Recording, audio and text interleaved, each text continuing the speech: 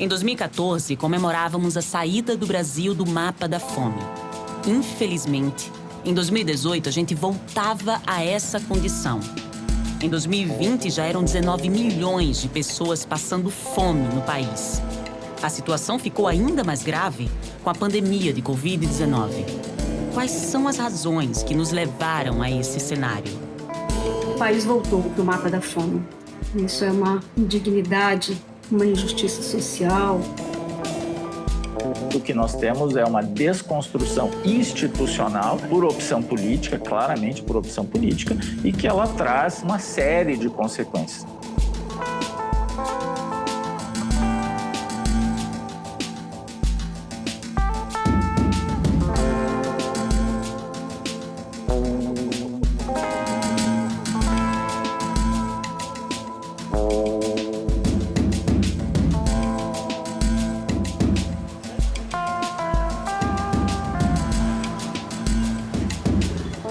Nós chegamos em 2021 com um nível de insegurança alimentar comparável ao de 2004.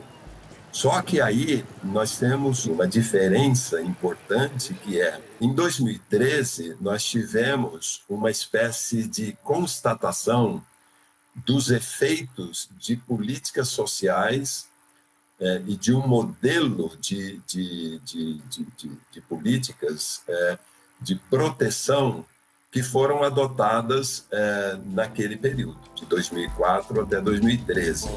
Em 2017 e 2018, já há uma indicação do aumento da insegurança alimentar. E ele chega em 2020, ela volta ao que era em 2004. Bom, o que aconteceu aí então, né? Nós não tínhamos pandemia. O fenômeno da inflação de alimentos já aconteceu em vários momentos aí do passado. O que eu julgo que há uma grande diferença de 2020 em relação aos outros anos é uma situação mais estrutural e de forma mais ampla. A evolução, o crescimento e a presença na magnitude que a soja tem hoje no Brasil, ela gerou estragos, ela gerou processos de mudanças muito significativos em relação ao deslocamento de culturas e a redução da área dessas culturas alimentares. Alimentos que são próprios e muito comuns na mesa do dia a dia do povo brasileiro. E aí tem o arroz, tem o feijão, tem a batata, tem a cebola, banana. São produtos que diminuíram a área produtiva nesses últimos 10 anos. Há um processo de desconstrução de sistemas alimentares em função do avanço das commodities, e a soja, junto com a questão da pastagem, junto com a questão da intensificação da produção de carnes, porque nós também estamos exportando mais carnes para a China, esses fatores têm gerado essas mudanças drásticas estruturais na nossa produção. O Brasil, ele é recorde na produção de grãos. E vai para onde os grãos? Alimenta quem esses grãos? Né? O Brasil, o ano passado, foi recorde, inclusive, de produção. E por que a gente tem uma população brasileira com tanta fome? Por que o Brasil voltou para o mapa da fome? A área cultivada com os alimentos que vão para o prato dos brasileiros vem diminuindo no Brasil.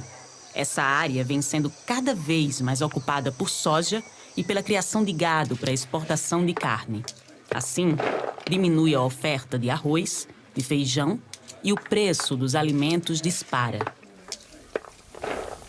O plantio do arroz e o plantio do feijão, ele acontece exatamente no mesmo período da soja. Por isso que há uma concorrência. Como a soja tem muito mais liquidez, como tem um preço que é incomparável ao arroz e feijão, a troca, a substituição, ela é muito direta. E foi exatamente isso que aconteceu. O fato de ter deslocado, de ter substituído as áreas de arroz no centro-oeste, fez com que concentrasse ainda mais a produção no sul do Brasil, sobretudo no Rio Grande do Sul, e o Rio Grande do Sul hoje sozinho produz 70% da produção nacional. Qualquer problema que houver no Rio Grande do Sul de estiagem no inverno e de não recomposição hídrica pode colocar o país numa suscetibilidade ainda maior, sem falar que também o fato de deslocar para o sul, isso tende a aumentar significativamente os preços de deslocamento, porque depois esse produto terá que ser distribuído por caminhões ou mesmo por cabotagem, por mar, para o Nordeste e para o Norte do país.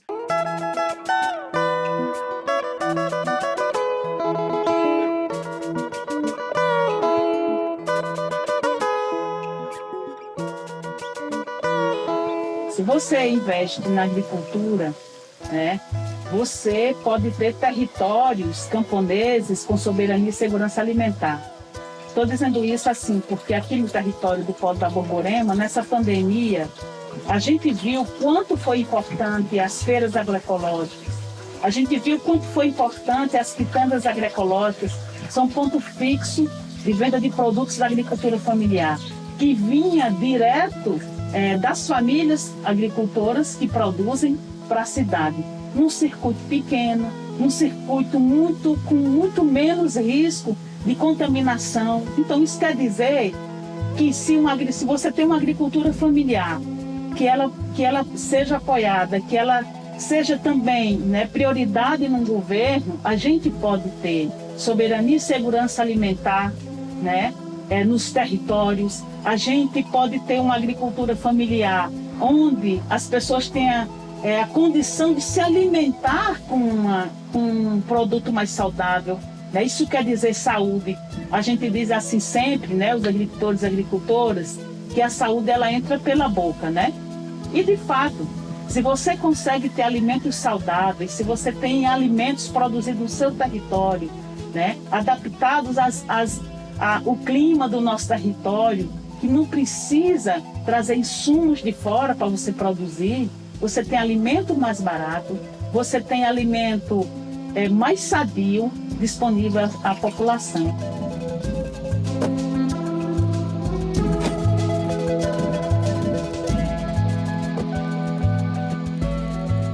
Pensar a segurança alimentar e pensar a agroecologia é fundamental que a gente pense a vinculação com os territórios.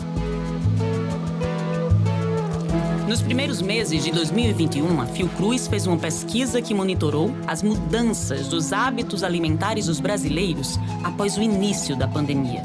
A pesquisa mostrou que o consumo de frutas e verduras caiu, enquanto o consumo de alimentos ultraprocessados aumentou. Esse estudo vem mostrando que há uma redução do consumo de verdura, de frutas, do feijão durante a pandemia e um crescimento do consumo dos alimentos chamados ultraprocessados, que são formulações industriais. São verdadeiras incógnitas, porque eles deixam de identificar a matriz alimentar. Tal é a quantidade de substâncias químicas, de edulcorantes, corantes, o sabor artificial, esses produtos todos que nos afastam exatamente do sentido de alimento.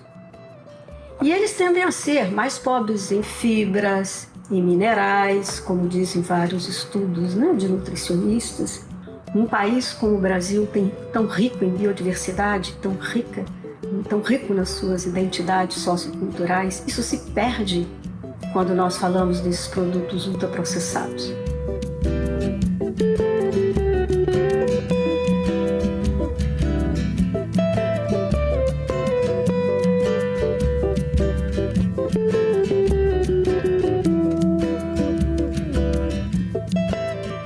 Quando nós falamos de segurança alimentar e nutricional, nós estamos falando de um direito dos povos.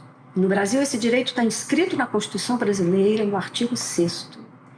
E nós dizemos que, ao mesmo tempo que precisamos superar a fome, precisamos ter a garantia de uma alimentação adequada e saudável.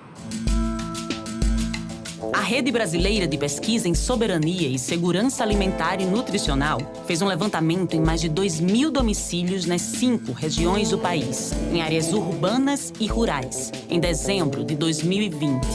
Os resultados mostraram que, naquele momento, em mais de 55% dos lares brasileiros, as pessoas conviviam com a insegurança alimentar, um aumento de 54% desde 2018. São mais de 116,8 milhões de brasileiros sem acesso pleno e permanente a alimentos. É interessante observar que a insegurança alimentar grave, ela é mais elevada no meio rural do que no meio urbano. Indica uma contradição, o grande contraste que a agricultura brasileira vive. E confirma, portanto, essa ideia de que nós temos uma agricultura dinâmica com o agronegócio, exportador, etc. Esse agronegócio, na verdade, se desconectou do abastecimento alimentar da sua própria população. E isso dá base para se pensar qual, de fato, é a sustentabilidade de uma atividade agrícola, agropecuária, agroindustrial com essas características.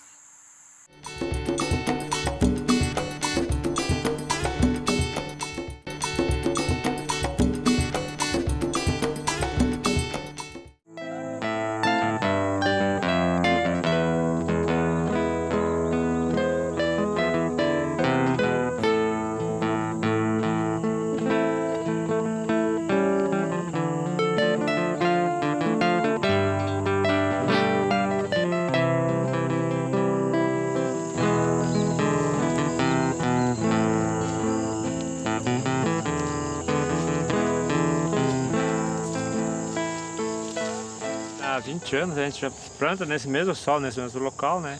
E tem notado assim, cada vez vem melhorando mais o solo. Então a gente trabalha assim basicamente com a fertilidade do solo. E a gente põe, então, são palhas de arroz, estercos de animais compostados, né? E também uns biofertilizantes de caula que a gente faz, né? E também um manejo basicamente bastante manual, né? Até para ter essa diversidade, você pode ver que são mais em torno de umas 40 variedades de produtos, né? Faço parte do grupo gestor do arroz, né? É um grupo de 470 e poucas famílias hoje assentadas no estado do Rio Grande do Sul, a maior parte aqui da região de Porto Alegre, e nós trabalhamos com o arroz orgânico. A minha função hoje é produzir alimento saudável e comercializar nas feiras.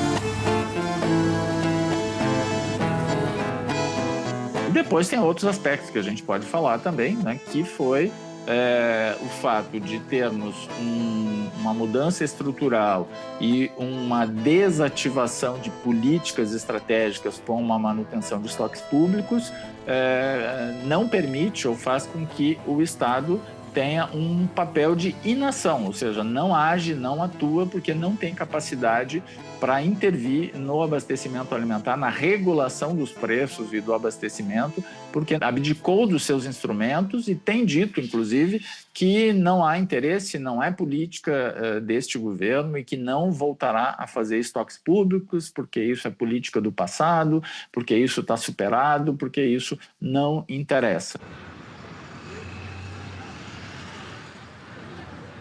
Eu vim parar no restaurante escola em 2003, porque se pensou na época que nós teríamos que ter um restaurante que não ficasse preocupado somente com a alimentação do aluno. Nós conseguimos, em algumas chamadas públicas, atingir 80% dos produtos da agricultura familiar. A gente tem que pensar na sustentabilidade, a gente tem que pensar que se hoje eu, como cidadã, não valorizar a pessoa que está lá no campo, os meus netos eles não vão ter esse alimento saudável de qualidade.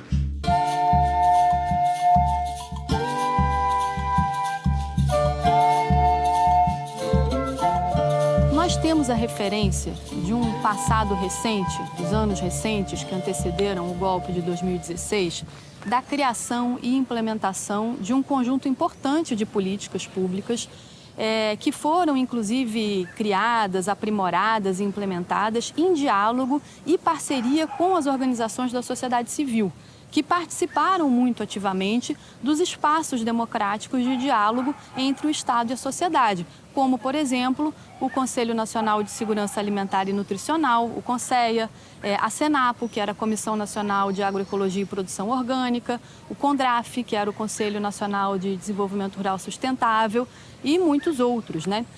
E por meio dessas parcerias, desse diálogo e da vontade, né, do poder público, foram criadas políticas importantíssimas e muitas, e a gente pode trazer vários exemplos. Um deles é o PAA, o Programa de Aquisição de Alimentos, que é um programa que promove, de um lado, o apoio à agricultura familiar com a compra institucional dos produtos, né, da agricultura familiar, e na outra ponta, a doação desses alimentos, desses produtos da agricultura familiar, para instituições que trabalham com assistência social no atendimento a populações vulneráveis. Então, o mesmo programa que promove o fomento à produção e promove diretamente a segurança alimentar na outra ponta. Um outro exemplo são os programas de convivência com o semiárido, que conseguiram praticamente universalizar o acesso à água potável em toda a região semiárida e ampliar de forma significativa o acesso à água para a produção de alimentos. Outro exemplo são os programas de apoio aos bancos comunitários de sementes, que são importantíssimos para a promoção da autonomia dos agricultores familiares para a produção.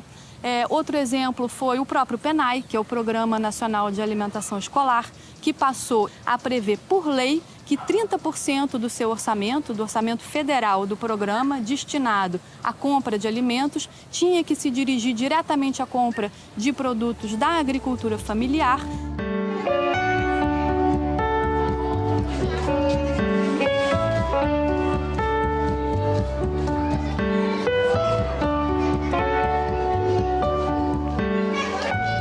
Esses programas, no seu conjunto, tiveram impactos importantíssimos no Brasil e, como um dos seus resultados mais importantes, principais, tirar o Brasil do mapa da fome.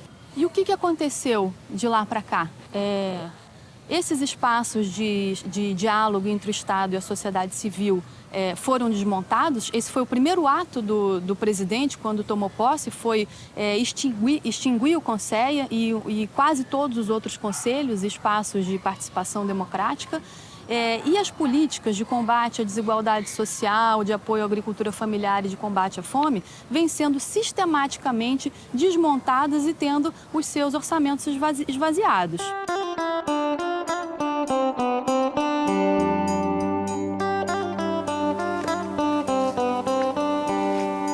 E hoje estou com 53 anos e continuo na roça produzindo, como vocês estão vendo aqui, a nossa roça diversificada, né? A nossa fartura, a nossa segurança alimentar sempre foi construído pela nossa mão.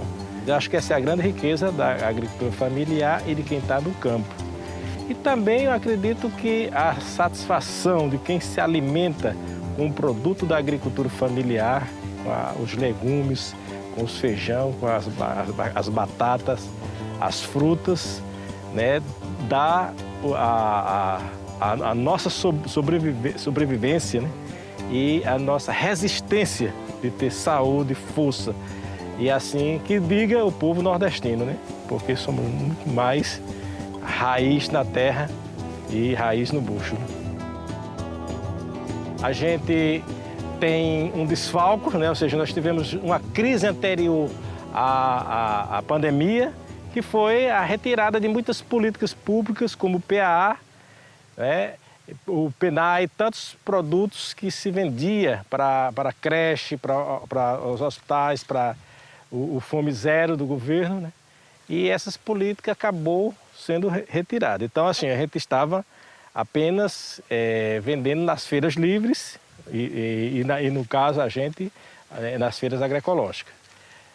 Então, quando chega essa pandemia, a gente tem um problema muito sério, né, com relação a baixa muito grande. Nós tivemos, eu aqui mesmo tive muito feijão que teve que secar, o feijão macaça, porque a feirinha tivemos que se resguardar.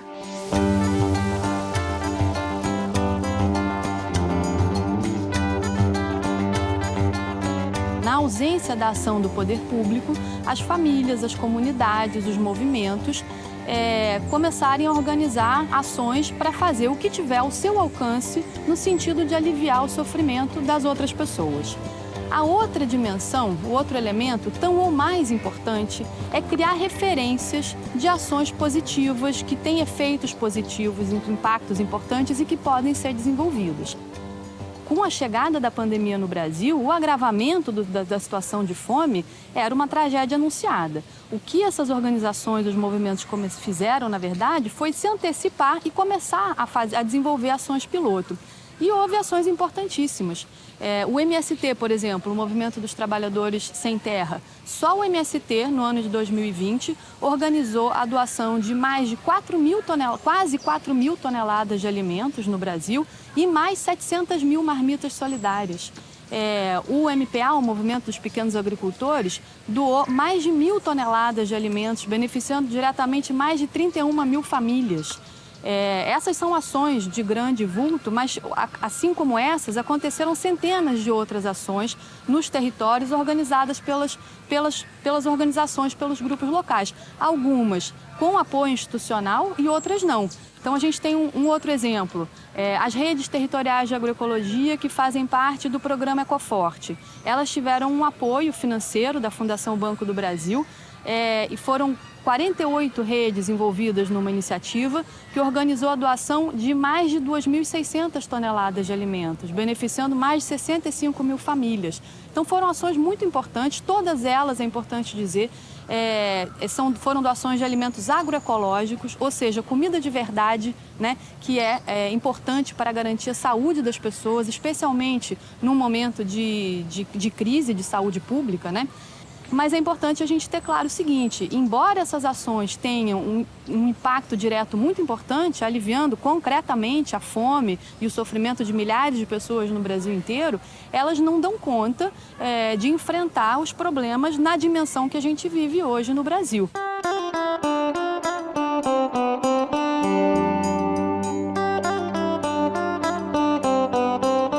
Então, quando você tem um gestor, quando você tem uma gestão, né, que consegue ver que a agricultura familiar, ela te dá saúde, soberania e segurança alimentar, né, que ela não é um investimento que não dá retorno para a sociedade, é mentira, porque produtos saudáveis também é saúde. Você tem uma população mais saudável, você tem menos gasto com saúde, né? Então eu acho que todas essas questões têm muito a ver com a forma organizativa e o papel dos agricultores organizados em redes para fortalecer esses programas. Nós, da sociedade civil organizada, temos muita experiência, né? Então, como é que os gestores podem olhar para as políticas que a sociedade está construindo e fazer delas chegar a todas as pessoas, chegar a mais pessoas? Eu acho que esse é sempre o desejo, né, da gente que está aqui construindo, organizando, né, e fazendo a agricultura familiar ser forte.